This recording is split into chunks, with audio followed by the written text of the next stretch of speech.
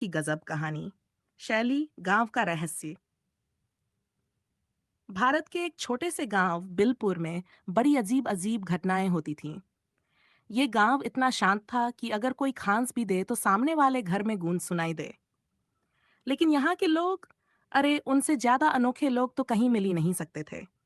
गांव का प्रधान रामलाल, जो खुद को प्रधानमंत्री से कम नहीं समझता था, रोज सुबह चौपाल पर बैठकर ऐलान करता, हमारा गांव देश का सबसे अनोखा गांव है। रामलाल का सबसे अच्छा दोस्त था गंगाराम, जो हर वक्त कोई न कोई योजना बनाता रहता था। एक दिन गंगाराम ने बड़े गर्व से कहा, रामलाल भाई, क्यों न हम गांव में अंतर्राष्ट्रीय पत्थर फेंक प्रतियोगिता कराएं। रामलाल चौंक गया। क्या? पत्थर फेंक प्रतियोगिता? ये कौन सी प्रतियोगिता होती है रे? गंगाराम ने आंखें मटकाईं। अरे भाई, सोचो जरा, टीवी वाले आएंगे, कैमरे घूमेंगे, गांव का नाम रोशन होगा। रामलाल ने सोचा, अरे बात तो सही है, और तुरंत घोषणा कर दी, हो जाएगी प्रतियोगिता। भैया तैयार हो जाओ। भागदा प्रतियोगिता की तैयारी, गांव में ऐलान हो गया, बिलपुर में होगी अंतर्राष्ट्रीय पत्थर फेंक प्रतियोगिता। सारा गांव जैसे जाग उठा हो। बच्चे उधम मचाने लगे, बूढ़े भी अपने पुराने दिनों को याद करते हुए बोल पड़े, हम भी फेंकते थे पत्थर। गप्पू, जो गांव का सबसे आलसी लड़का था, आराम से पेड़ के नीचे बैठा था। उसने ऊँघते हुए कहा, भाई मैं तो पत्थर फेंकने से रहा, कहीं उंगली ही न मुड़ जाए। उसका दोस्त पिंटू बोला, अबे उंगली मुड़े या दिमाग, कुछ तो कर। इधर गंगाराम ने जगह जगह पोस्टर लगवा दिए, बिलपुर में होगा धमाल, पत्थर फेंको बेमिसाल। भाग 3 प्रतियोगिता का दिन, आखिरकार वो दिन आ ही गया। पूरा गांव मैदान में इकट्ठा हो गया था। गंगाराम ने माइक पकड़ा और बोला, भाइयों और बहनों, अब पेश है दुनिया की पहली पत्थर फेंक प्रतियोगिता। पहला नंबर था गांव के पहलवान भोला। भोला ने गजब का पत्थर उठाया और पूरी ताकत से फेंका। धराम, पत्थर सीधे जाकर रामलाल की नई दीवार पर लग गया और गिर्र। रामलाल चिल्लाया, अबे भोला, दीवार तोड़ दी रे। भोला ने कंधे उचकाकर कहा, प्रधान जी, दीवार क्या है, निशाना देखा आपने?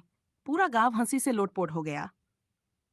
भाग जौर, बाहर से मेहमान। इसी बीच गांव में एक पत्रकार आ धमका, मैं रवि कुमार, न्यूज चैनल से। सुना है यहाँ अजीब प्रतियोगिता हो रही है। रामलाल ने सीना चौड़ा करते हुए कहा, हाँ हाँ, यही तो हमारा गांव है। अलग सोच, अलग काम। रवि कुमार ने पूछा, ये प्रतियोगिता का उद्देश्य क्या है? रामलाल थोड़ा अटकते हुए बोला, मतलब गांव की परंपरा, संस्कृति और हाँ फिटनेस। गंगाराम ने तुरंत जोड़ा, और क्या? पत्थर फेंकना सेहत के लिए भी तो अच्छा है। पत्रकार ने हंसते हुए कहा, वाह, ऐसा गांव तो पहली बार देखा। भाग वाइव प्रतियोगिता में ट्विस्ट। तभी गांव का सबसे शरारती लड़का बिल्लू आया। उसने पत्थर की जगह तरबूज उठा लिया। गंगाराम चौंक गया। अबे बिल्लू, ये क्या उठा लिया बे? बिल्लू मुस्कुराकर बोला, अंकल, पत्थर भारी होता है, तरबूज हल्का है। उसने तरबूज फेंका और वो सीधे जाकर पत्रकार के कैमरे पर गिरा। धप। रवि कुमार चौंक कर बोला, अरे भाई, ये क्या कर दिया? गंगाराम हंसते हुए बोला, अरे भाई, ये तो तरबूज फेंक प्रतियोगिता की नई कैटेगरी है। पूरा गांव हंसी से पागल हो गया। भाग 6 पुरस्कार विजेता पुरस्कार बांटे गए। पहला पुरस्कार मिला भोला को, एक बड़ी सी टोपी। दूसरा पुरस्कार बिल्लू को, एक तरबूज। रामलाल ने माइक पर कहा, अगले साल से हम और भी मजेदार प्रतियोगिताएं कराएंगे। गंगाराम चिल्लाया, हाँ हाँ, कद्दू फेंक और मटका फेंक प्रतियोगिता भी होगी। सब ठहाके लगाकर हंस पड़े। भाग 7 गांव का नाम रोशन। अगले दिन न्यूज चैनल पर बड़ी हेडलाइन चली, बिलपुर जहां पत्थर नहीं सपनों को फेंका जाता है। गांव का नाम अखबारों में छा गया। बाहर से लोग घूमने आने लगे।